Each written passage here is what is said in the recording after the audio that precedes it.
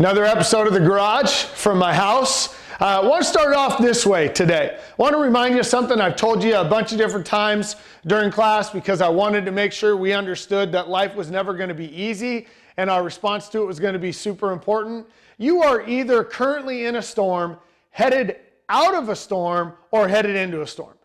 There's nothing we can do about that. The only thing that we can do is focus on our response. Those storms are the events that happen in our lives. They happen along a huge spectrum of things that are absolutely catastrophic and life-altering to things that are daily disappointments. Somebody told me a long, long time ago, your day is going to be filled with 6 to 8 disappointments.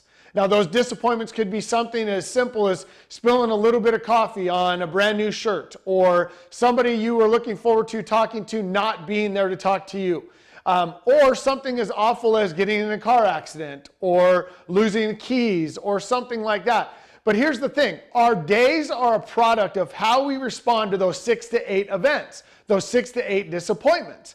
Now, if you make that an exponential sort of piece there, it's easy to say that our life is a product of the 6 to 8 disappointments that we experience every single day and how we respond to them for every single day of our lives. So when I say that it's important for us to be really intentional about how we respond to big events that happen to us, we're also talking about daily disappointments. Because as we know, those little 1% things add up exponentially and alter the course of our lives and the quality of our lives. Now, I said last week, we are built for this. We are 100%. Now I want to be super clear about that today because I'm not sure everybody understands. Like, we are built as human beings to encounter difficult times and opposition against the things that we actually want to accomplish. And those things are basically like the refiner's fire. They're like crucible moments that make us determine what it is that we really want, who it is we really want to be, because it's not easy to get through these difficult times. But because of these difficult times, that's how we evolve, that's how we grow, that's how we actually become who it is that we were meant to be. Now, there's no destiny behind all of this. There's no, this is all happening for some sort of reason. We give reason to these things by how we respond to them. And some of us do it accurately and effectively right away, and some of us it takes a little bit of time. But you can't get around the fact that we are built for this as beings. Now, how do I know that? Because this is how it works, and you've seen this before, the master's wheel. How do we learn and grow? Well, one, we're born with a certain level of talent, right? Those are all the things that we're born with, that we have innately, that we don't have to put any work to. Now, on top of that, we surround that and layer that with skill. Talent is a gift, skill is a choice. We choose to build skill in our lives. Now, the way that we do that is we continually meet up against things that are difficult for us. Where talent and skill run out is called the edge. On the other side of the edge is growth. How do we grow skill? We do battle against the edge, find our way through, and grow. Now let's zoom in on this real quick. So now you see like the talent layer, the skill layer, and that bright yellow piece that is the edge in black there. It's in black because it's kind of a scary thing for us. It's unknown. We've never really gone this far. We don't really know if we can do this, but we believe that we can. And we know more than anything what we really want. That growth, that experience is just on the other side. So let's rename a couple of these things. Let's look at the edge for what it is. It's adversity.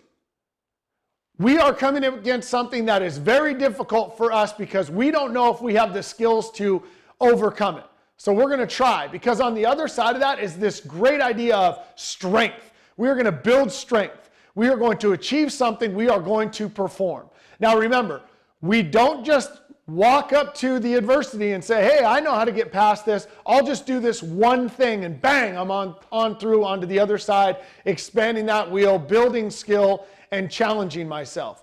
Not always consistently performing like that. Not if we're really at that point where talent and skill run out. So let's look at it how it really is. It is a series of adventures.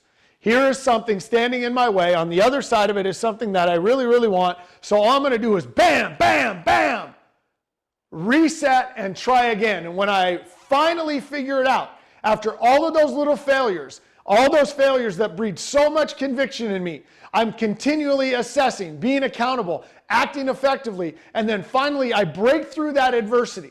I conquer whatever is holding me back, and I perform, I achieve, and I build strength. Now, let's look at it another way.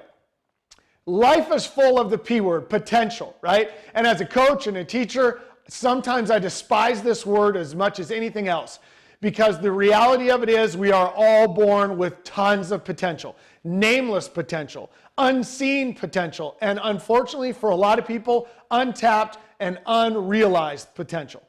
Now, potential butts up against adversity. And again, what does adversity make us do? It's a truth teller.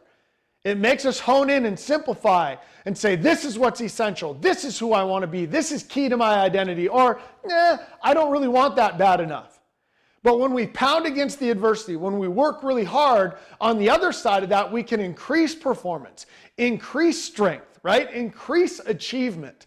And that's really what we're after. We want to meet that large potential, walk into that adversarial situation, do battle with that adversity, with that adversary, with that problem, with that event, with that situation. We want to continue to respond, and we will increase our performance. And when we do, we feel better about ourselves. And again, this all goes back to the idea of we will very rarely, if ever, outperform our self-concept. So what are we trying to do? We're trying to have practical situations, realize practical adversaries and adversity. We want to realize that we're in situations of challenge where we need to solve a problem. And we're going to do that because we know what's on the other side of it is we're going to be stronger as individuals. We're going to have a higher self-concept and in turn going to be able to achieve more. And why are we doing this? We're doing this because, again, if we are always consistently either headed into a storm, headed out of a storm, or currently in a storm, we build strength during each one of those episodes of storms for the next one. And those are different. Some are rain, some are hail, some are sleet, some are typhoons and tornadoes and hurricanes, right?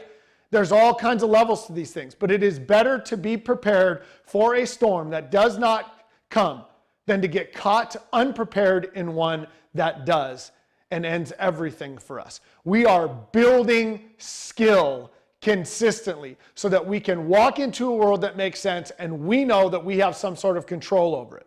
But we first have to see challenge as an opportunity.